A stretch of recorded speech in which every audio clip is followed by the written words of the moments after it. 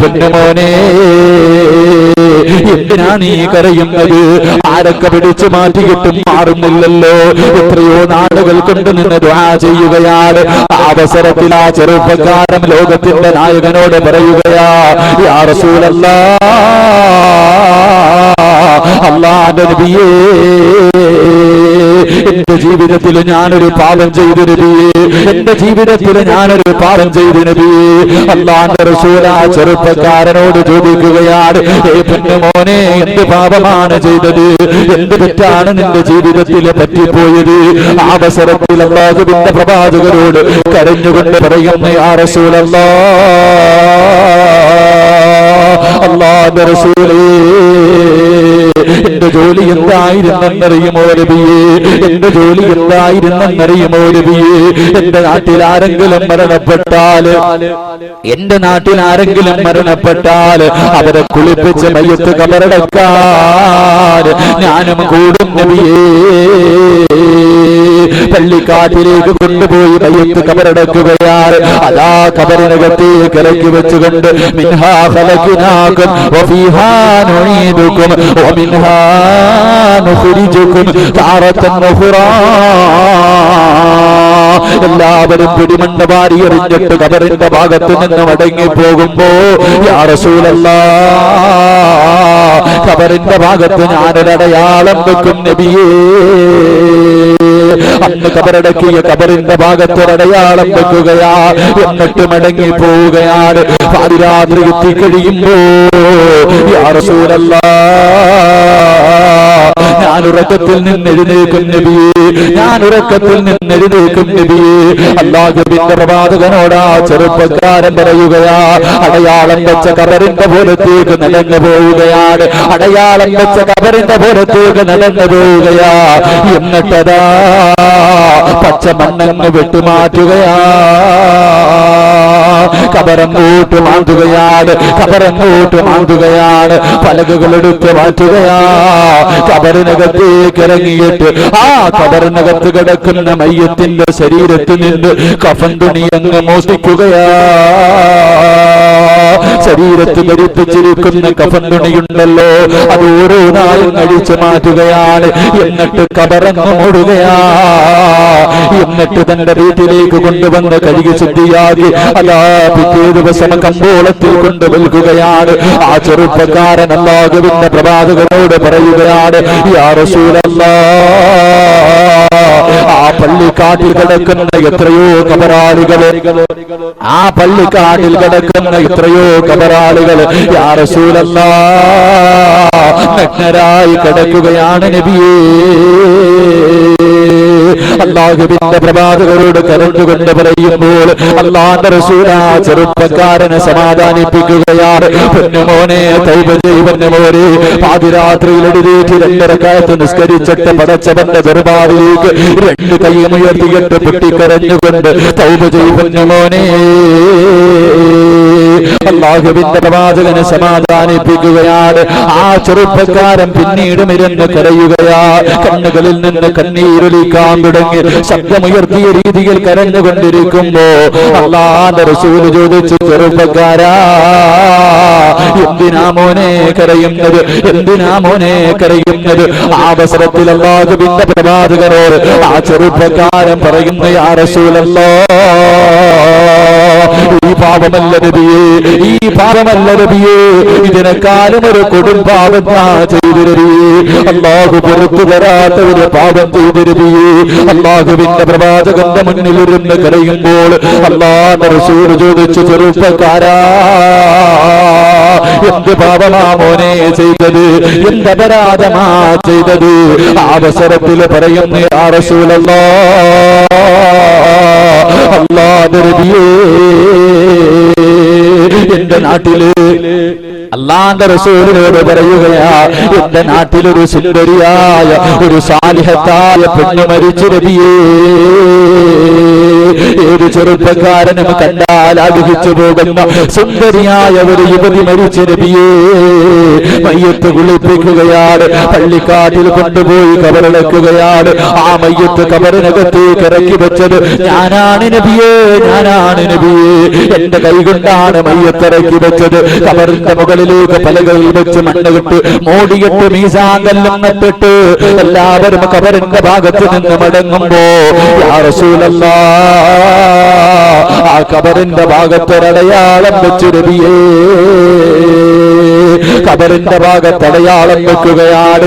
എന്നിട്ട് മടങ്ങി വരികയാണ്. പാതിരാത്രിയുടെ നിശബ്ദതയിൽ എല്ലാവരും ഇറങ്ങിക്കഴിയുമ്പോൾ ആ ചെറുപ്പക്കാരൻ എഴുന്നേൽക്കുകയാ.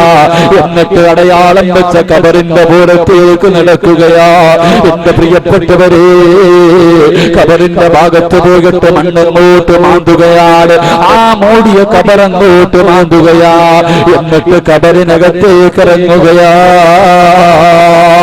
ആ പെണ്ണിന്റെ ശരീരത്തിൽ ധരിപ്പിച്ചിരിക്കുന്ന കഫൻ തുണിയുണ്ടല്ലോ, അതങ്ങോട്ട് ഒഴിച്ചു മാറ്റുകയാ. കബറിന്റെ മുകളിലേക്ക് കയറുകയാണ്. കബറിന്റെ മുകളിലേക്ക് കയറുകയാണ്. കബറങ്ങ് മൂടുകയാ. എന്നിട്ട് പള്ളിക്കാട്ടിലൂടെ കുറച്ചങ്ങോട്ട് നടക്കുകയാ.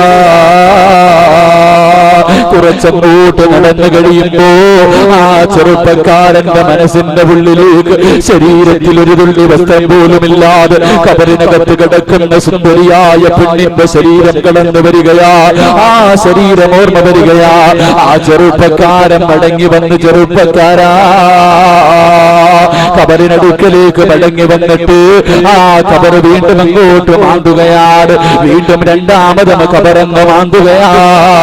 എന്നിട്ട് കബറിനകത്തേക്ക് ഇറങ്ങിയിട്ട് ആ സുന്ദരിയായ പെണ്ണിന്റെ ശരീരം കണ്ടപ്പോൾ വികാരം തോന്നിയിട്ട് മരിച്ചു കിടക്കുന്ന മയ്യത്തായ ആ പെൺകുട്ടിയുടെ ശരീരത്തിനെ കബറിനകത്തിട്ട് വെറുതെരിക്കുകയാ.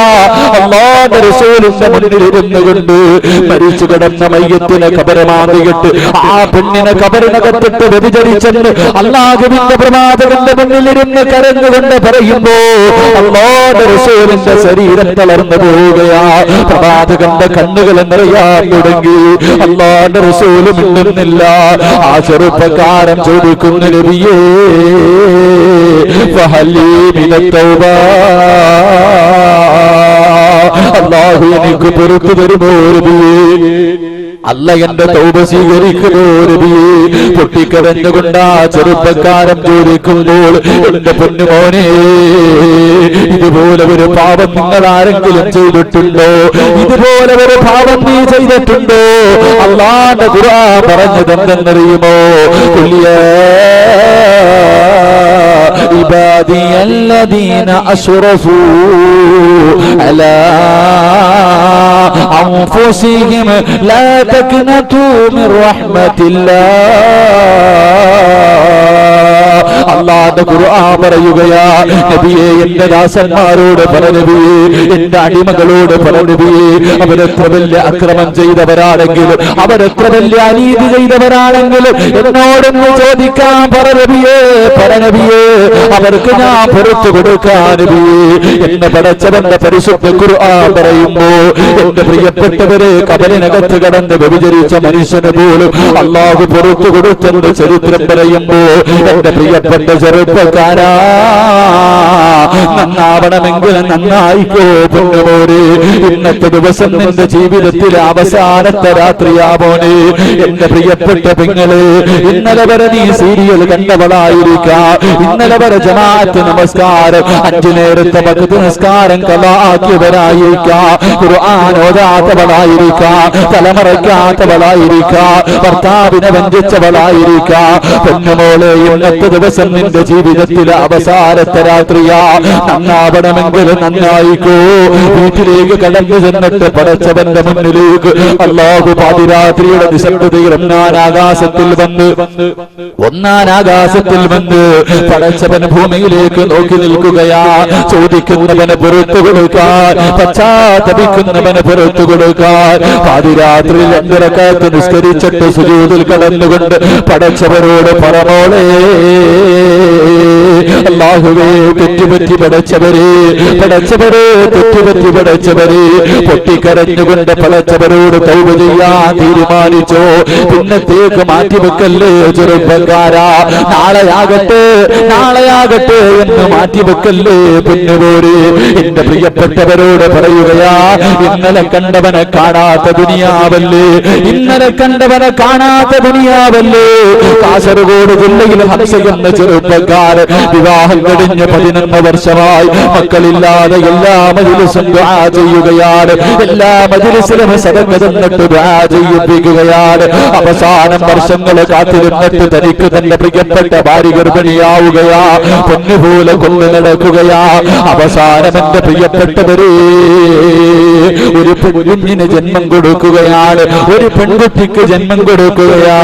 ആ ഹംസ എന്ന ചെറുപ്പക്കാരനുണ്ടല്ലോ 11 വർഷക്കാലം പടച്ചവരോട് ദുആ ചെയ്ത് എത്രയോ ഉസ്താദന്മാരുടെ ദുആയുടെ ബർക്കത്തായി തനിക്ക് കിട്ടിയ പൊന്നുമോളെ കയ്യിലേക്ക് എടുക്കുകയാ. എന്നിട്ടതാ വലതു ചെവിയിലെ ബാങ്ക് കൊടുത്തുകൊണ്ടിരിക്കുകയാണ്. കൊടുത്തുകൊണ്ടിരിക്കുമ്പോ അതാ ബാങ്ക് വിളിച്ച പകുതിയായപ്പോ തന്റെ ഉമ്മയോടും ബന്ധുക്കളോടും പറയുകയാ, ഈ കുഞ്ഞിനെ ഒന്ന് പിടിക്കണേ, എന്റെ ശരീരം തളരുകയാ. കുഞ്ഞിനെ കയ്യിലേക്ക് എത്തിക്കുകയാണ്. എന്നിട്ട് കസേരയിലേക്ക് ഇരുന്നതാ ആ ചെറുപ്പക്കാരൻ ഇന്ന് കബറിന്റെ അടിയിലാ.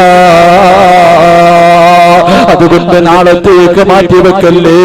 തനിക്ക് കിട്ടിയ പൊന്നുമകളുടെ ചെവിയിലിരുന്ന് ബാങ്ക് വിളിക്കാൻ പോലും സമയം കിട്ടാതെ ലോകത്തോട് യാത്ര പറഞ്ഞു പോയതെങ്കിൽ എന്റെ ചെറുപ്പക്കാരാ, അഹങ്കാരിയെ പോലെ നടക്കല്ലേ പൊന്നുമോനെ, പടച്ചവനെ ധിക്കരിച്ചുകൊണ്ട് നടക്കല്ലേ.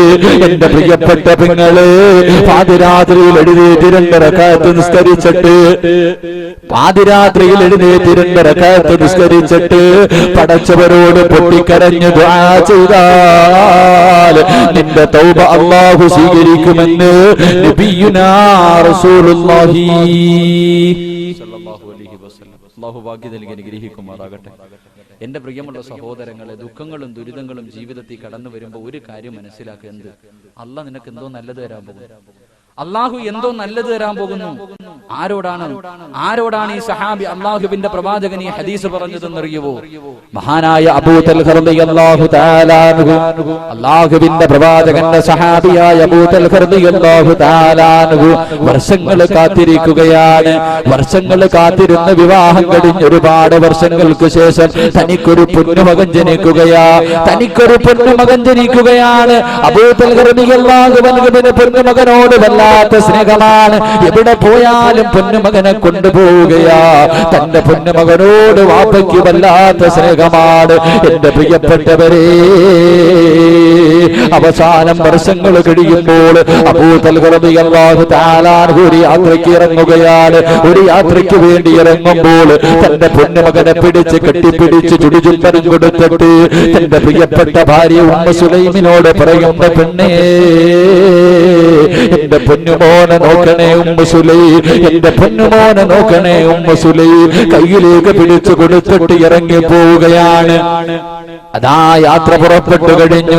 കുറെ ദിവസം കഴിയുമ്പോൾ തന്റെ പൊന്നുമകന് രോഗം പിടിക്കുകയാണ്. ഉമ്മു സുലൈം റളിയല്ലാഹു തആല അൻഹ മാത്രമാണ് വീട്ടിലുള്ളത്. തന്റെ പൊന്നുമകന് രോഗം പിടിക്കുകയാ. ഓരോ ദിവസം കഴിയുമ്പോഴും രോഗങ്ങൾ കൂടിക്കൊണ്ടിരിക്കുകയാ. അങ്ങനെ ഉമ്മു സുലൈം റളിയല്ലാഹു തആല അൻഹ ചികിത്സിക്കുകയാണ്. പക്ഷേ ഒരു ദിവസമുണ്ടല്ലോ, തന്റെ പ്രിയപ്പെട്ട പൊന്നുമോൻ മരണപ്പെടുകയാ. ഉമ്മു സുലൈം ഇരുന്ന് കരയുകയാണ്. എന്ത് ചെയ്യണമെന്നറിയില്ല. ഭർത്താവ് നാട്ടിലില്ല. ഉമ്മു സുലൈം ഇലാ ഹദറത്തി റസൂലില്ലാഹ്, അല്ലാഹുവിന്റെ പ്രവാചകന്റെ മുന്നിലേക്ക് ഓടുകയാണ്. യാ റസൂലല്ലാഹ്, എന്റെ പൊന്നുമോ മരിച്ചു നബിയേ, എന്റെ ഭർത്താവ് നാട്ടിലില്ല നബിയേ. അല്ലാഹുവിന്റെ പ്രവാചകൻ പറയുന്നു ഉമ്മു സുലൈ ക്ഷമിക്കും സുലൈ, പടച്ചവന് ശുക്ർ ചെയ്യും സുലൈ. അല്ലാഹുവിന്റെ പ്രവാചകനെ സമാധാനിപ്പിക്കുമ്പോൾ എന്റെ പ്രിയപ്പെട്ടവരെ ഉമ്മു സുലൈ റളിയല്ലാഹു തആല ചോദിക്കുന്നു നബിയേ എന്റെ ഭർത്താവ് നാട്ടിലില്ല നബിയേ, എന്റെ ഭർത്താവ് നാട്ടിലില്ല നബിയേ, എന്റെ ഭർത്താവ് നാട്ടിലില്ല, എന്ത് ചെയ്യണമെന്ന് ചോദിക്കുമ്പോൾ അല്ലാഹുവിന്റെ പ്രവാചകൻ മയ്യത്ത് കുളിപ്പിച്ച് കബറടക്കാൻ പറയുകയാണ്. Ummu Sulaim കബറടക്കുകയാണ്. ഒരു ദിവസം പാതിരാത്രിയിൽ കിടന്നിട്ട് ഉമ്മു സുലൈമിന് ഉറക്കം വരുന്നില്ല. ഉമ്മു സുലൈം പാതിരാത്രിയിൽ കിടന്ന് കരയുകയാണ്. എന്തിനാ കരയുന്നതെന്നറിയുവോ? അല്ലാഹുവേ എന്റെ പ്രിയപ്പെട്ട ഭർത്താവ് നാളെ മടങ്ങി വരികയാണല്ലോ, പൊന്നുമകൻ മരിച്ചെന്ന് പറഞ്ഞാൽ എന്റെ ഭർത്താവിന് സഹിക്കാൻ കഴിയില്ലല്ലോ. വീടിനകത്തിരുന്ന് കരയുകയാണ് എന്റെ പ്രിയപ്പെട്ട പെങ്ങളെ. ഉമ്മു സുലൈം റളിയല്ലാഹു തആല ഇരുന്ന് കരയുകയാണ്. അവസാനം സുബഹിന്റെ സമയമെത്തിയപ്പോൾ അതാ എഴുന്നേറ്റ് കുളിച്ച് ശുദ്ധിയാവുകയാ, നല്ല വസ്ത്രങ്ങൾ ധരിക്കുകയാണ്. വീടിന്റെ വാതിലിൽ തന്റെ ഭർത്താവിനെ കാത്തു നിൽക്കുകയാണ്. അതാ കടന്നു വരുന്ന അബൂ തൽഹ റളിയല്ലാഹു തആല സലാം പറഞ്ഞുകൊണ്ട് വീടിനകത്തേക്ക് കിടക്കുകയാ.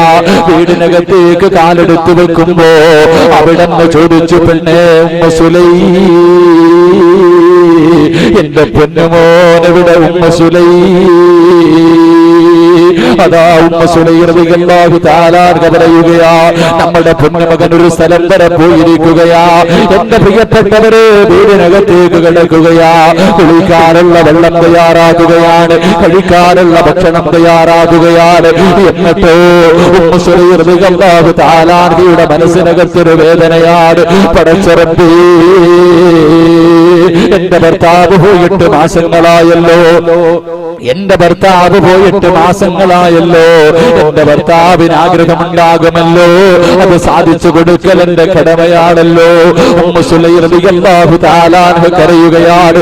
എന്റെ പ്രിയപ്പെട്ട പെണ്ണേ, ഭർത്താവ് വർഷങ്ങൾക്ക് ശേഷം ഗൾഫിൽ നിന്ന് വരുമ്പോൾ നീ കൊണ്ടുവരണമെന്ന് പറഞ്ഞ സാധനം കൊണ്ടുവരാത്തതിന്റെ പേരിൽ പാവപ്പെട്ടവനെ കിടപ്പറയിൽ നിന്ന് മാറ്റിക്കിടത്തുന്ന എന്റെ പ്രിയപ്പെട്ട പെങ്ങളെ, സ്വന്തം മകൻ മരിച്ചിട്ട് പോലും ആ മനസ്സിന്റെ ഉള്ളിൽ വേദന കടിച്ചവർത്തികെട്ട് വീട്ടിലേക്ക് കടന്നു വരുന്ന ഭർത്താവിനോട് ആദ്യം അത് പറഞ്ഞ് വേദനിപ്പിക്കാതെ തന്റെ ഭർത്താവിന് ഭക്ഷണം കൊടുക്കുകയാ, തന്റെ ഭർത്താവിന് നല്ല വസ്ത്രങ്ങൾ ധരിപ്പിക്കുകയാ.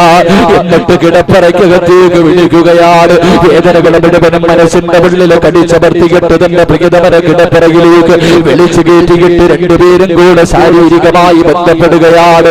ബന്ധപ്പെട്ട് കഴിയുമ്പോ ഉമ്മു സുലൈം ചോദിക്കുന്ന, തൽഹ ആരെങ്കിലും അമാനത്തായ ഒരു വസ്തു നൽകിയാൽ, ആരെങ്കിലും അമാനത്തായ ഒരു വസ്തു നൽകിയാൽ അത് തിരിച്ചു ചോദിക്കുമ്പോ കൊടുക്കണോ തൽഹ? ഉമ്മു സുലൈം റളിയല്ലാഹു തആല അൻഹയോട് അബൂ തൽഹ റളിയല്ലാഹു തആല അൻഹ പറയുന്ന, പെണ്ണേ ഉമ്മു സുലൈം, അത് കൊടുക്കൽ നമ്മുടെ കടമയാണല്ലോ, അത് കൊടുക്കൽ നമ്മുടെ കടമയാണല്ലോ. Ummu Sulaim പൊട്ടിക്കരയുകയാ, പൊട്ടിക്കരയുകയാ. വേദന സഹിക്കാൻ കഴിയാതെ കരയുമ്പോ അബൂ തൽഹ ചോദിച്ചു, പെണ്ണേ എന്ത് പറ്റി ഉമ്മു സുലൈം, എന്ത് പറ്റി ഉമ്മു സുലൈം, എന്തിനാണ് കരയുന്നതെന്ന് ചോദിക്കുമ്പോൾ അവിടെന്ന് പറയുന്ന, തൽഹ അല്ലാഹ് നമുക്ക് തന്നെ പൊന്നുമോനുണ്ടല്ലോ, അല്ല അമാനത്തായി തന്ന പൊന്നുമോനുണ്ടല്ലോ, അവനങ്ങ് മരിച്ചു തൽഹ. അബൂ തൽഹ റളിയല്ലാഹു അൻഹുവിന്റെ ഹൃദയം പൊട്ടുകയാ. തന്റെ പൊന്നുമകൻ മരിച്ചെന്ന വാർത്തയെന്ന് കേൾക്കുമ്പോൾ വീടിനകത്തിരുന്ന് കരയുകയാ. ഏത് വാർത്തയ്ക്കാ സഹിക്കാൻ കഴിയുന്നത്? തന്റെ പൊന്നുമക്കള് മരിക്കുമ്പോ, ജീവിച്ചിരിക്കുമ്പോ വാപ്പ ജീവിച്ചിരിക്കുമ്പോ തന്റെ പൊന്നുമക്കളുടെ മയ്യത്ത് കുളിപ്പിക്കാൻ തന്റെ മക്കളുടെ കബറിന്റെ മുകളിലേക്ക് പിടിമണ്ണ് വാരി എറിയാ നമ്മളെ കൊണ്ട് കഴിയുമോ? നമ്മുടെ സ്നേഹനദികളായ മക്കളെ കൊണ്ടുപോയി അതാ കബറിനകത്തേക്ക് ഇറക്കി വെച്ച് അവരുടെ കബളിനടിയിലേക്ക് ഒരു പിടി മണ്ണ് വാരി, മിൻഹാ ഖലഖനാകും വഫീഹാ നുഈദുകും വമിൻഹാ നുഖ്രിജുകും താറത്തൻ ഉഖ്റാ. നമ്മുടെ മക്കളുടെ മുകളിലേക്ക് മണ്ണ് വാരിയെറിയാൻ കഴിയുമോ? എന്റെ പ്രിയപ്പെട്ടവരെ, അബൂ തൽഹ റളിയല്ലാഹു അൻഹു വീടിനകത്തിരുന്ന് കരയുകയാണ്. എന്നിട്ടോ ഇലാ ഹദറത്തി റസൂലില്ലാഹ് കുളിച്ചു ശുദ്ധിയായിട്ട് ലോകത്തിന്റെ നായകന്റെ മുന്നിലേക്ക് ഓടുകയാണ്. യാ റസൂലല്ലാഹ്, അല്ലാഹുവിന്റെ നബിയേ, ഉമ്മു സുലൈമിനെ എനിക്ക് വേണ്ട നബിയേ, ഉമ്മ സുലൈമിനെ എനിക്ക് വേണ്ട നബിയേ, അവളെന്നെ വഞ്ചിച്ചു നബിയേ, അവളെന്നെ ചതിച്ചു നബിയേ, എന്റെ പൊന്നുമോ മരിച്ച വാർത്ത എന്നോട് മറച്ചു വെച്ചു നബിയേ, അവളെന്റെ കിടപ്പറയിലേക്ക് വിളിച്ചു നബിയേ. അല്ലാഹുവിന്റെ പ്രവാചകന്റെ മുന്നിൽ പോയി കരയുമ്പോൾ അല്ലാഹുവിന്റെ റസൂൽ ചോദിച്ചു, തൽഹ, നീ എത്ര ഭാഗ്യവാനാണ് തൽഹ, നീ എത്ര ഭാഗ്യവാനാണ് തൽഹ. ഇതുപോലെ ഒരു ഭാര്യ നിനക്ക് കിട്ടിയില്ലേ? ഇതുപോലെ ഒരു ഭാര്യ നിനക്ക് കിട്ടിയില്ലേ? 9.5 മാസക്കാലം വയറ്റില് ചുമന്നുകൊണ്ട് നടന്ന മരണവേദനയുടെ വേദനയും സഹിച്ച് പ്രസവിച്ച തന്റെ പൊന്നുമക്കള് മരിച്ച എന്റെ പ്രിയപ്പെട്ട പെങ്ങൾക്ക് താങ്ങാൻ കഴിയുമോ മോളെ? എന്നിട്ട് പോലും ആ വേദനകൾ മുഴുവനും മനസ്സിന്റെ ഉള്ളിൽ കടിച്ചമർത്തിയിട്ട് ഭർത്താവിന്റെ ആഗ്രഹം സാധിച്ചു തന്നവനല്ലേ? വീട്ടിലേക്ക് കടന്നു വന്ന ഭർത്താവിനെ വേദനിപ്പിക്കാതെ സാവധാനത്തിൽ കാര്യങ്ങൾ പറഞ്ഞ് മനസ്സിലാക്കിയവളല്ലേ? എന്റെ പ്രിയപ്പെട്ടവരെ, അല്ലാഹുവിന്റെ റസൂൽ പറയുന്ന തൽഹ, വേദനിക്കല്ലേ, ക്ഷമിക്കു തൽഹ, പടച്ചവനെ സ്തുതിക്കു തൽഹ, അൽഹംദുലില്ലാഹ് പറ തൽഹ. ഇന്നലെ നിങ്ങൾ ബന്ധപ്പെട്ടതിലൂടെ നിനക്കൊരു പൊന്നുമോൻ ജനിക്കും തൽഹ. അവന് അല്ലാഹു ബർക്കത്ത് നൽകുമെന്ന് അല്ലാഹുവിന്റെ പ്രവാചകൻ പറയുകയാ. രണ്ടുപേരെയും മടക്കി വിടുകയാണ്. അതാ മാസങ്ങൾ കഴിയുകയാണ്. Ummu Sulaim ഗർഭിണിയാവുകയാണ്. Ummu Sulaim ഗർഭിണിയാവുകയാ. 9.5 മാസം കഴിയുമ്പോ ഉമ്മു സുലൈം റളിയല്ലാഹു തആല പ്രസവിക്കുകയാണ്. പ്രസവം കഴിയുമ്പോ അബൂ തൽഹ റളിയല്ലാഹു തആല വീടിന്റെ ഉള്ളിലേക്ക് ഓടുകയാണ്. ഉമ്മു സുലൈം, എന്റെ പൊന്നുമോര് പാല് കൊടുക്കല്ലേ, എന്റെ പൊന്നുമോര് ആരും തരല്ലേ. ഉമ്മു സുലൈമിന്റെ മുന്നിലേക്ക് ഓടുകയാണ്. തന്റെ ചോര കുഞ്ഞിനെ കോരിയെടുക്കുകയാണ്. ഇലാ ഹദറത്തി റസൂലില്ലാഹ്, അല്ലാഹുവിന്റെ പ്രവാചകന്റെ മുന്നിലേക്ക് ഓടുകയാണ്. അല്ലാഹുവിന്റെ പ്രവാചകന്റെ മുന്നിലേക്ക് ഓടുകയാണ്. യാ റസൂലല്ലാഹ്, എനിക്ക് സന്തോഷം വന്നു നബിയേ, എനിക്ക് അനുഗ്രഹം കിട്ടി നബിയേ. തന്റെ പൊന്നുമകനെ കൊണ്ട് പ്രവാചകന്റെ കയ്യിലേക്ക് കൊടുക്കുകയാണ്. അല്ലാഹുവിന്റെ റസൂൽ ആ പൊന്നുമകന്റെ ചെവിയിൽ അതാ പാങ്കുമിക്കാമത്തും കൊടുക്കുകയാ. അബ്ദുള്ള എന്ന് പേരിടുകയാണ്. ലോകത്തിന്റെ നായകൻ തന്നെ കാരക്ക എടുത്ത് തന്റെ വായിക്കകത്തിട്ട് ചടച്ചരച്ചിട്ട് ലോകത്തിന്റെ നായകനാ കുഞ്ഞുമകന്റെ വായിലേക്ക് വെച്ചു കൊടുക്കുകയാ. ഇതിനേക്കാളും ഭാഗ്യമാർക്കാണ് വേണ്ടത്, ഇതിനേക്കാളും ഭാഗ്യമാർക്കാണ് കിട്ടുന്നത്. ഉമ്മു സുലൈം റളിയല്ലാഹു തആല അൻഹയുടെ പൊന്നുമോരുണ്ടല്ലോ, അതാ വളർന്നു വലുതാവുകയാ. എന്റെ പ്രിയപ്പെട്ടവരെ, അല്ലാഹുവിന്റെ പരിശുദ്ധ ഖുർആൻ മുഴുവനും കാണാതെ പഠിക്കുകയാണ്. അബ്ദുള്ള എന്ന പൊന്നുമോൻ ഹാഫിളാവുകയാ. അബ്ദുള്ള എന്ന പൊന്നുമോൻ ഹാഫിളാവുകയാ. ആ പൊന്നുമകന് 12 മക്കൾ ജനിക്കുകയാ. ആ 12 മക്കളും ഹാഫിള എന്ന ചരിത്രം പഠിപ്പിക്കുമ്പോ എന്റെ പ്രിയപ്പെട്ടവരെ, അല്ലാഹു നിനക്ക് വേദന തരുമ്പോ, പടച്ചവൻ നിനക്ക് ദുഃഖം തരുമ്പോ നീ പരാജയപ്പെടല്ലേ, പടച്ചവനെ കുറ്റപ്പെടുത്തല്ലേ. നിനക്കെന്തോ നല്ലത് വരുന്നതിന്റെ അടയാളമാണെന്ന് കരുതിക്കൊണ്ട് അൽഹംദുലില്ലാഹ് എന്ന് പറയാ നിനക്ക് മനസ്സുണ്ടോ? വയദ്ഖുലൂനൽ ജന്ന ബിഗൈരി ഹിസാബ്. നാളെ ആരും സഹായിക്കാറില്ലാത്ത മീസാനിന്റെ മുന്നിൽ നിന്ന് വിചാരണയില്ലാതെ സ്വർഗത്തിന്റെ അനുഗ്രഹങ്ങൾക്ക് നടുവിലേക്ക് നിന്നെ കടത്തിവിടുമെന്ന് നബിയുനാ റസൂലുള്ളാഹി അല്ലാഹുവിന്റെ റസൂൽ സല്ലല്ലാഹു അലൈഹി വസല്ലം പറയുന്നു, ഒരു അൽഹംദുലില്ലാഹ് പറഞ്ഞു. ഒരേ ഒരു അൽഹംദുലില്ലാഹ് എപ്പോ പറയണം? എപ്പോ പറയണം? നിനക്ക് ദുഃഖവും വിഷമവും ഉണ്ടാകുമ്പോൾ. അല്ലാഹു ഈമാൻ നൽകി അനുഗ്രഹിക്കുമാറാകട്ടെ. അല്ലാഹു ഈമാൻ നൽകി അനുഗ്രഹിക്കുമാറാകട്ടെ. നീ മരിക്കാൻ കിടക്കുന്ന സമയത്ത് രണ്ടും ഞാൻ പറഞ്ഞു തരാം. പൊക്കിയവർക്കുള്ള പ്രതിഫലവും പൊക്കാത്തവർ രണ്ടും പറയണമല്ലോ. എന്തായാലും വാദം നിർത്താം. എന്റെ പ്രിയപ്പെട്ടവരെ, ഈ കൈ ഉയർത്തിയവരുണ്ടല്ലോ, ഉസ്താദ് പറഞ്ഞപ്പോൾ ഇന്നു മുതൽ എല്ലാ ദിവസവും ഖുർആൻ ഓതുമെന്ന് തീരുമാനിച്ച എന്റെ പ്രിയപ്പെട്ട ചെറുപ്പക്കാരാ, എന്റെ പ്രിയപ്പെട്ട പെങ്ങളെ, നീ ഒരു ദിവസം മരിക്കും പൊന്നുമോളെ.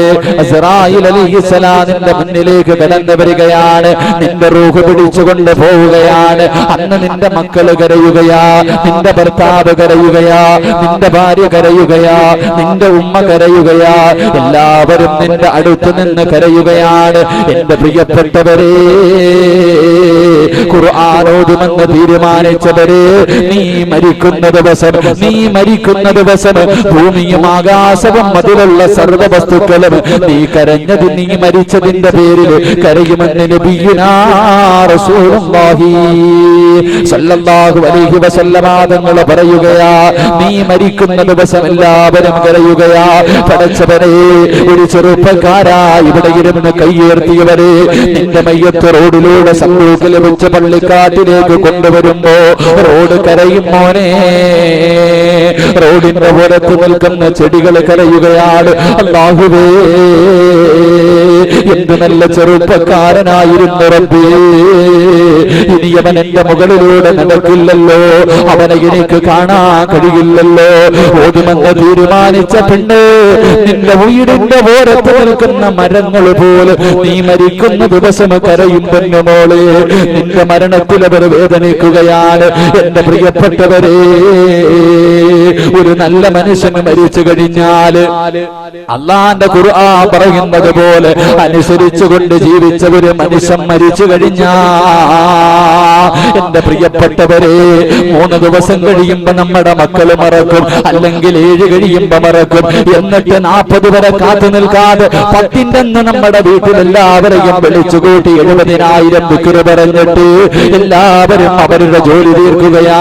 പിന്നെ വാപ്പാനെ കുറിച്ച് ഓർമ്മയില്ല, ഉമ്മയെ കുറിച്ച് ഓർമ്മയില്ല, ഭർത്താവിനെ കുറിച്ച് ഓർമ്മയില്ല. നമ്മുടെ പ്രിയപ്പെട്ട ഭാര്യ മറ്റൊരു വിവാഹത്തിന് തയ്യാറെടുക്കുകയാ. പക്ഷേ 40 ദിവസത്തോളം എന്റെ പ്രിയപ്പെട്ട ചെറുപ്പക്കാരാ, നീ മരിച്ചതിന്റെ പേരിൽ ആകാശവും ഭൂമിയും കരയുമടാ. ആരൊക്കെ മറന്നുപോയാൽ നിന്നെ ഭൂമിയും ആകാശവും മറക്കില്ലടാ. 40 ദിവസം അവർക്ക് വേദനയാ നീ മരിച്ചതിന്റെ പേര്. രണ്ടാമത്തെ പ്രതിഫലം എന്തെന്നറിയുമോ? ഇവരെല്ലാം മരിച്ച ദിവസത്തിൽ, ഇവരെല്ലാം നീ മരിച്ച ദിവസം ഇവരെല്ലാവരും കരയുകയാണ് മോനെ. പക്ഷേ അന്ന് നിന്റെ മുഖത്ത് പുഞ്ചിരിയാ. എപ്പോഴാ ചിരിക്കേണ്ടതെന്നറിയുമോ? എപ്പോഴാ സന്തോഷിക്കേണ്ടതെന്നറിയുമോ? ജീവിതത്തിൽ ഒരിക്കൽ മാത്രമേ ചിരിക്കാവൂ ചെറുപ്പക്കാരാ. അത് കോമഡി കാണുമ്പോഴല്ല, അത് സിനിമ കാണുമ്പോഴല്ല, അത് സന്തോഷം വരുമ്പോഴല്ല, അത് മക്കളുടെ പുഞ്ചിരി കാണുമ്പോഴല്ല. എപ്പോഴാ ചിരിക്കേണ്ടതെന്നറിയുമോ? അന്തല്ലദീ വലദത് ഉമ്മുക ബാക്കിയാ വന്നാസു ഹൗലക യൽഹഖൂന സുറൂറാ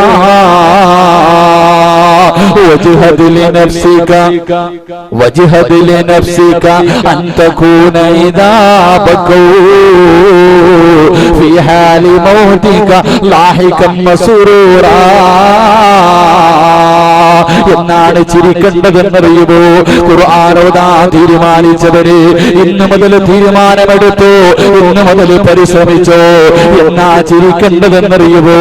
ആരോടാ വാശി തീർക്കേണ്ടതെന്നറിയുമോ? പൊന്നുമോരെ, വാശി വേണമെടാ ചെറുപ്പക്കാരാ. എന്റെ പ്രിയപ്പെട്ട പെങ്ങള്, നിനക്ക് വാശി വേണം. ആരോടാ വാശി വേണ്ടതെന്നറിയുമോ? നീ ഭൂമിയിലേക്ക് കടന്നു വന്നപ്പോൾ എന്റെ പ്രിയപ്പെട്ട പെങ്ങള് പറയും, 10 മാസം ഗർഭം ധരിച്ച മരണവേദനയുടെ വേദനയും സഹിച്ചാണ് എന്റെ പ്രിയപ്പെട്ട പൊന്നുമക്കളെ പ്രസവിച്ചത്. വേദനയുണ്ടെന്ന് പറയുന്നത് സത്യം തന്നെ. പക്ഷേ പെങ്ങളെ, നീ എത്ര വേദന സഹിച്ചവളാണെങ്കിലും, പ്രസവിച്ച ഏതെങ്കിലും ഒരു പ്രിയപ്പെട്ട ഉമ്മ പറയട്ടെ, എത്ര വേദന സഹിച്ചവളാണെങ്കിലും, പൊന്നുമ്മ, നിന്റെ പൊന്നുമക്കളുടെ മുഖം ആദ്യമായിട്ട് കണ്ടപ്പോ നിന്റെ മുഖത്ത് വല്ലാത്ത സന്തോഷമല്ലേ? ഓപ്പറേഷൻ തിയേറ്ററിന്റെ വെളിയിലൂടെ ടെൻഷൻ അടിച്ചുകൊണ്ട് നടന്ന വാപ്പയുണ്ടല്ലോ, നമ്മളെ കൊണ്ടുപോയി കാണിച്ചപ്പോ ഉപ്പാന്റെ മുഖത്തും വല്ലാത്ത സന്തോഷമാ. അന്ന് നിന്നെ കണ്ടവരെല്ലാവരും ചിരിക്കുകയാ. പക്ഷേ നീ എന്ത് ചെയ്തതെന്നറിയുവോ? എല്ലാരും നിന്റെ ഭാഗത്ത് നിന്ന് ചിരിച്ചപ്പോ നീ എന്ത് ചെയ്തതെന്നറിയുവോ? വാവിട്ട് കരയുകയാ. തൊണ്ട പൊട്ടിയിട്ട് നീ കിടന്ന് കരഞ്ഞപ്പോ നിന്റെ ഉമ്മ നിന്റെ മുഖത്ത് നോക്കി ചിരിച്ചു, നിന്റെ വാപ്പ നിന്റെ മുഖത്ത് നോക്കി ചിരിച്ചു, നിന്റെ കൂടപ്പിറപ്പുകൾ നിന്റെ മുഖത്ത് നോക്കി ചിരിച്ചു.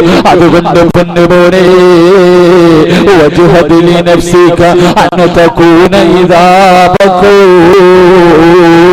ഇവരോടൊക്കെ പകരം വീട്ടണ്ടേ ചെറുപ്പക്കാരാ.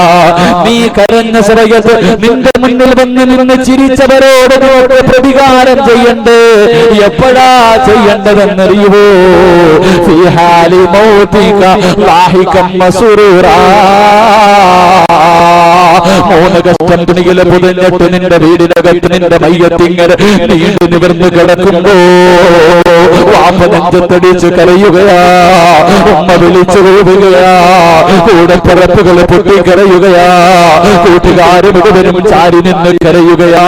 അവരെല്ലാവരും കരയുന്ന ദിവസം അവരുടെ മുഖത്ത് നോക്കിയിട്ട് പുഞ്ചിരിച്ചുകൊണ്ട് കിടക്കാൻ നിനക്ക് ആഗ്രഹമുണ്ടോ ചെറുപ്പക്കാരാ? നിനക്ക് ആഗ്രഹമുണ്ടോ പൊന്നുപോലെ? ഇന്ന് മുതൽ പടച്ചവന്റെ ഖുർആൻ എടുത്തോ, ഇന്ന് മുതൽ പടച്ചവന്റെ ഖുർആൻ ഓതിക്കോ. നിനക്ക് കിട്ടുന്ന രണ്ടാമത്തെ പ്രതിഫലം എന്താ? നീ മരിക്കുന്ന ദിവസം ഈ ഭൂമിയും ആകാശവും കരയുകയാ. അവരെല്ലാം കരയുമ്പോ നിന്റെ മുഖത്ത് പുഞ്ചിരി ഉണ്ടാകുമെന്ന് നബിയുനാ റസൂലുള്ളാഹി. ഈ മജ്‌ലിസിൽ ഇരുന്ന് നല്ല ഒരു തീരുമാനം എടുത്തവർ എല്ലാരും കരയുന്ന ദിവസം നിന്റെ മുഖത്ത് പുഞ്ചിരി ഉണ്ടാകും. അള്ളാഹു നിലനിർത്തി തരുമാറാകട്ടെ, അള്ളാഹു നിലനിർത്തി തരുമാറാകട്ടെ. ഒരു ദിവസം ഞങ്ങൾ ഒരു വെള്ളിയാഴ്ച ദിവസം മരിച്ച വീട്ടിലേക്ക് കടന്നു ചെന്നപ്പോ രണ്ടുപേരും പള്ളിയിൽ പോകാത്തൊരു ദിവസമായിരുന്നു. രണ്ടുപേരും അന്ന് ജമാഅത്തിൽ പള്ളിയിലില്ല. ഞങ്ങളൊരു മരിച്ച വീട്ടിലേക്ക് പോയി. വീട്ടിലേക്ക് കടന്നു ചെന്നപ്പോ ആ ചെറുപ്പക്കാരന്റെ ഭാര്യ മരണപ്പെട്ടു പോയി. ആ ചെറുപ്പക്കാരനെ ഇങ്ങനെ സമാധാനിപ്പിക്കുമ്പോ ആ ചെറുപ്പക്കാരൻ പറഞ്ഞു, ഉസ്താദേ, എനിക്ക് ഇതുപോലെ 2 മക്കളെ പെറ്റു തന്നിട്ടാണല്ലോ എന്റെ ഭാര്യ മരണപ്പെട്ടത്. എന്റെ പ്രിയപ്പെട്ടവരെ വല്ലാത്ത അത്ഭുതം തോന്നി. എന്തേന്ന് ചോദിച്ചപ്പോ 2 ആമക്കളും 13 വയസ്സുള്ള ഇർഫാനും 9.5 വയസ്സുള്ള സുഫിയാൻ എന്ന് പറയുന്ന 2 മക്കൾ. അതിലെ മൂത്തവൻ ഹാഫിള, രണ്ടാമത്തവന് 10 ജുസു കാണാതെ പഠിച്ചിട്ടുണ്ട്. ഹാഫിള ഇങ്ങനെ പഠിക്കുന്ന ഒരു മോനും ഹാഫിളായ ഒരു മകനെയും പെറ്റു തന്നിട്ടാണല്ലോ എന്റെ ഭാര്യ മരണപ്പെട്ടത്. എനിക്കിതിൽ കൂടുതൽ എന്താ വേണ്ടത്? വീടിന്റെ ഉള്ളിലേക്ക് വെള്ളമെടുക്കാൻ വേണ്ടി കടന്നുപോയി. ആ സമയത്ത് ബാക്കവി അടുത്ത് നിന്ന ചെറുപ്പക്കാരനോട് ചോദിച്ചു, എന്തേ ഇങ്ങനെ പറഞ്ഞത്? ആ അവസരത്തിൽ പറഞ്ഞു, ഉസ്താദേ, ഈ സഹോദരിയുടെ മയ്യത്ത് പള്ളിയിൽ കൊണ്ടുപോയി നിസ്കരിക്കാൻ വെച്ചപ്പോ ഈ ഹാഫിളായ മകൻ കടന്നു വന്നിട്ട് ഉസ്താദിന്റെ കൈ പിടിച്ചിട്ട് പറഞ്ഞു, അത്രേ, ഉമ്മയുടെ മയ്യത്ത് ഞാൻ നിസ്കരിക്കും. എന്റെ ഉമ്മ എന്നോട് ഒരേ ഒരു കാര്യം മാത്രമേ ചോദിച്ചിട്ടുള്ളൂ. എന്റെ ഉമ്മ എന്നോട് ഒരേ ഒരു ആഗ്രഹം മാത്രമേ പറഞ്ഞിട്ടുള്ളൂ, ഹാഫിള് മയ്യത്ത് നിസ്കരിക്കണം.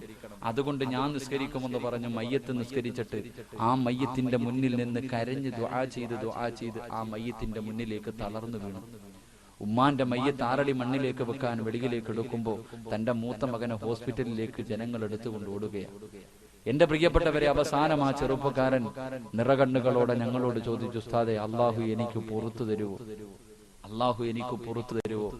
ബാക്കവി ചോദിച്ചു, എന്തേ അങ്ങനെ പറഞ്ഞതെന്ന് ചോദിച്ചപ്പോ ആ ചെറുപ്പക്കാരൻ പറയുന്നു, ഉസ്താദേ, എന്റെ പ്രിയപ്പെട്ട ഭാര്യ ഖുർആൻ പഠിപ്പിക്കുന്നതിന്റെ മഹത്വം എവിടെ നിന്നോ പ്രസംഗിക്കുന്നത് കേട്ടിട്ട് വീട്ടിൽ വന്ന് എന്നോട് പറഞ്ഞു, നമ്മുടെ പൊന്നുമോനെ ഹാഫിളാക്കണം, നമ്മുടെ പൊന്നുമകനെ ഹാഫിളാക്കണം. മകനോട് ഒരുപാട് സ്നേഹമുള്ള ഞാനതിന് അനുവാദം കൊടുത്തില്ല. അവസാനം എന്റെ പ്രിയപ്പെട്ടവരെ വീട്ടിൽ എന്നും വഴക്കാണ് മകനെ പഠിക്കാൻ വിടാൻ പറഞ്ഞുകൊണ്ട്. എന്റെ ഭാര്യ ഒരുപാട് പ്രാവശ്യം പറഞ്ഞിട്ടും ഞാൻ കേട്ടില്ല. അവസാനം തമിഴ്നാട്ടിലേക്ക് ഞാൻ ജോലിക്ക് വേണ്ടി പോയപ്പോൾ എന്റെ പ്രിയപ്പെട്ട ഭാര്യ എന്റെ അനുവാദമില്ലാതെ എന്റെ പൊന്നുമകനെ കൊണ്ടുപോയി ഖുർആൻ പഠിക്കാൻ വിട്ടു.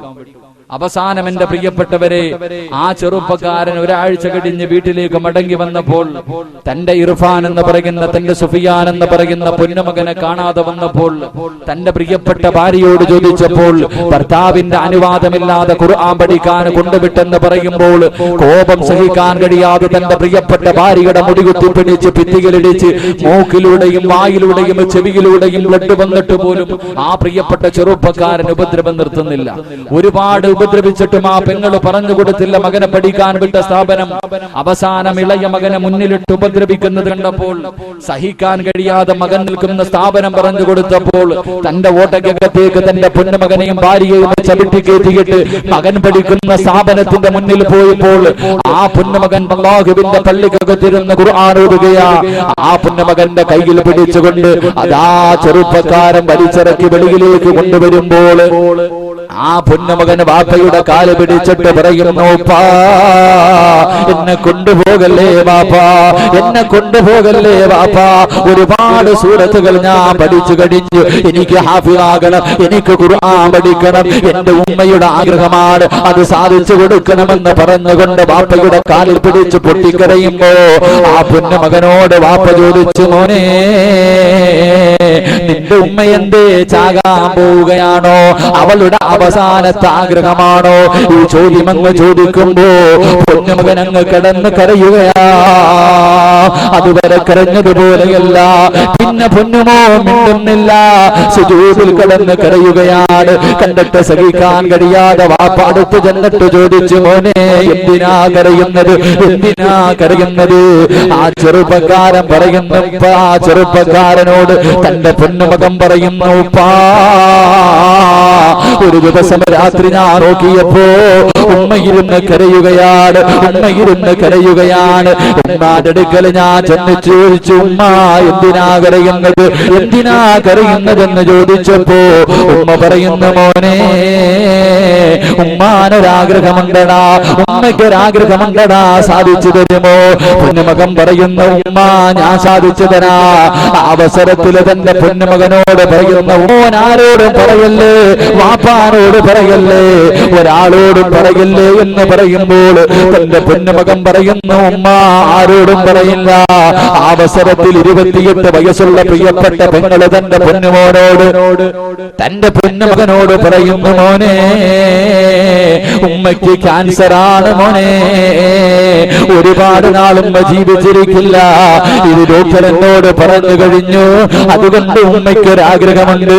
തന്റെ ഭർത്താവിനോട് പോലും പറയാതെ തന്റെ പൊന്നുമകനെ പാതിരാത്രിയിൽ വിളിച്ചിട്ട് പെങ്ങള് കരഞ്ഞുകൊണ്ട് പറയുകയാ, ഉമ്മയ്ക്കൊരാഗ്രഹമുണ്ട് മോനെ, ഒന്ന് നീ ഹാഫിളാകുമോ, ഒന്ന് നീ ഹാഫിളാകുമോ? ഉമ്മയ്ക്ക് ഖുർആൻ ഓതാൻ അറിയില്ല, ഉമ്മ ഖുർആൻ പഠിച്ചിട്ടില്ല, പക്ഷേ എനിക്ക് സ്വർഗ്ഗത്തിൽ പോകണമെന്ന് ആഗ്രഹമുണ്ട് പൊന്നുമോനെ. എന്റെ മയ്യത്തൊരു ഹാഫിള് വേണം നിസ്കരിക്കാൻ, ഉമ്മയുടെ മയ്യത്ത് കൊണ്ടുവെക്കുമ്പോ ഒരു ഹാഫിള് വേണം നിസ്കരിക്കാൻ, അത് മോനാകണമെന്ന് ഉമ്മയ്ക്ക് വല്ലാത്ത ആഗ്രഹമുണ്ട്. കാരണം എന്തെന്നറിയുമോ? തന്റെ പ്രിയപ്പെട്ട പൊന്നുമോനെ പഠിക്കാൻ വിടുകയാണ്. അന്നാണ് ഭർത്താവ് അറിയുന്നത് പൊന്നുമകത്തിന്റെ ഭാര്യയ്ക്ക് ക്യാൻസർ ആണെന്ന്. എന്റെ പ്രിയപ്പെട്ടവരെ, മൂത്ത മകനെ പഠിക്കാൻ വിടുകയാ, രണ്ടാമത്തെ മകനെയും പഠിക്കാൻ വിടുകയാണ്. അവസാനം എന്റെ പ്രിയപ്പെട്ടവരെ, ആ ചെറുപ്പക്കാരനതാ തന്റെ പ്രിയപ്പെട്ട ഭാര്യയുടെ മയ്യത്ത് കബറടക്കി ഏടില്ലെന്ന് ഞങ്ങളോട് പറയുകയാണ്. ഉസാദി എന്ന് ജുമാ കഴിഞ്ഞ് വെളിയിലേക്ക് ഇറങ്ങിയപ്പോ ഈ 2 മക്കളും എന്റെ കയ്യിൽ പിടിക്കുകയാണ്. എന്നിട്ട് ഉമ്മയുടെ കബറിന്റെ പുറത്തേക്ക് കൊണ്ടുപോവുകയാണ്. കബറിന്റെ പുറത്തേക്ക് കടന്നു ചെന്നിട്ട് 7 ദിവസം കൊണ്ട് മൂത്ത മകൻ 5 ഖത്ത് ബോധി തീർത്തിരിക്കുകയാ. 7 ദിവസം കൊണ്ട് 5 ഖത്ത് ബോധി തീർത്തിരിക്കുകയാ. രണ്ടാമത്തെ മകൻ 7 ദിവസം കൊണ്ട് 1 ഖത്തമാണ് തീർത്തിരിക്കുന്നത്.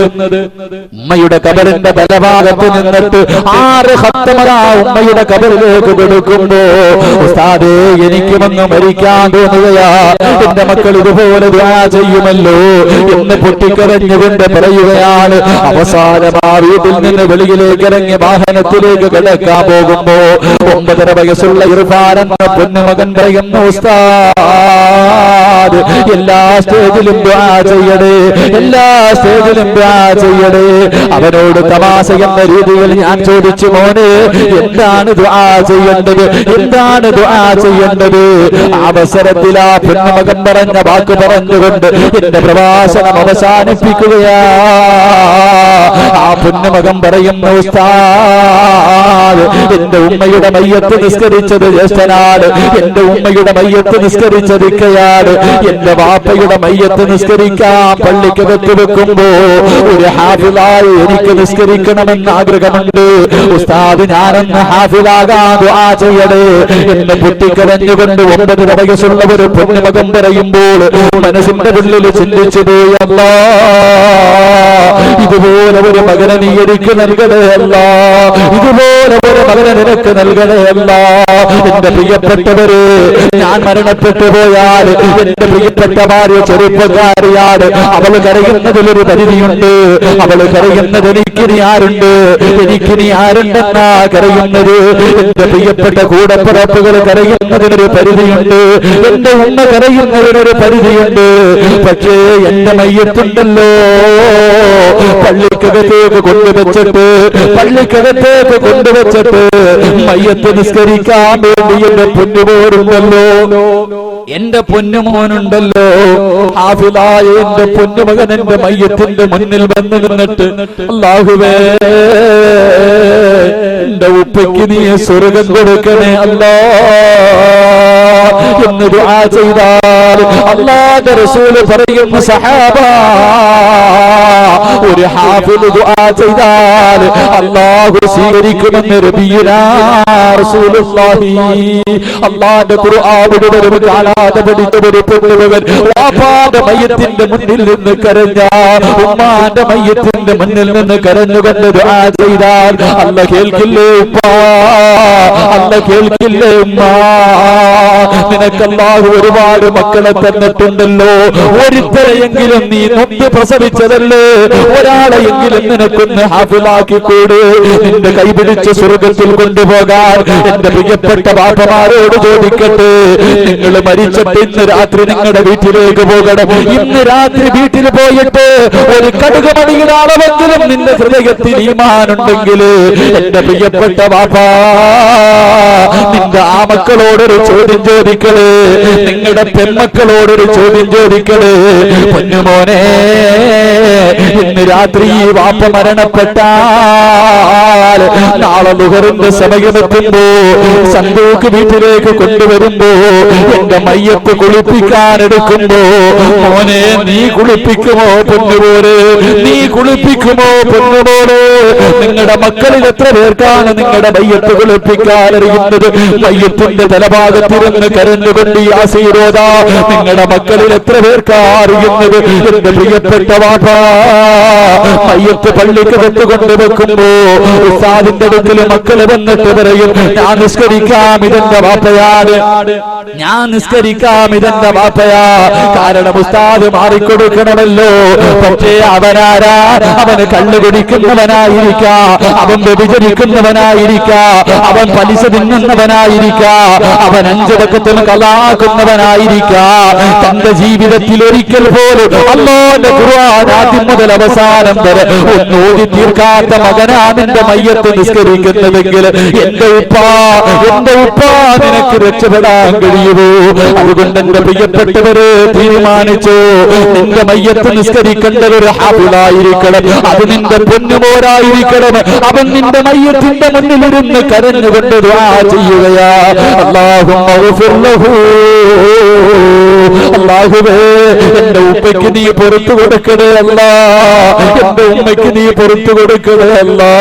അവർക്ക് ഖുർആൻ ഓതാൻ അറിയില്ല അല്ലാ, എന്നെ അവര് പഠിപ്പിച്ച റബ്ബേ, അവർക്ക് സ്വർഗം കൊടുക്കണേ, സ്വർഗം കൊടുക്കണേ എന്നൊരു ഹാഫിള് ദുആ ചെയ്താ ആ ദുആ സ്വീകരിക്കുമെന്ന് പ്രവാചകൻ പഠിപ്പിക്കുമ്പോ ഈ മജ്‌ലിസിലിരുന്ന് തീരുമാനിച്ചു, ഈ പാതിരാത്രികളിലിരുന്ന് തീരുമാനിച്ചു, അല്ലാഹുവേ ഈ മജ്‌ലിസിലിരുന്ന് കൊണ്ട് മക്കളെ ഹാഫിളാക്കാൻ ആരെല്ലാം നിയ്യത്ത് ചെയ്യുന്നുണ്ടോ അവരുടെ മക്കളെ നീ ഹാഫിളാക്കണേ അല്ലാ, അവരുടെ മക്കളെ ഹാഫിളാക്കണേ അല്ലാ, അവരുടെ മയ്യത്തൊരു ഹാഫിള് തന്നെ നിസ്കരിക്കണേ റബ്ബേ. അല്ലാഹു കബൂലാക്കുമാറാകട്ടെ.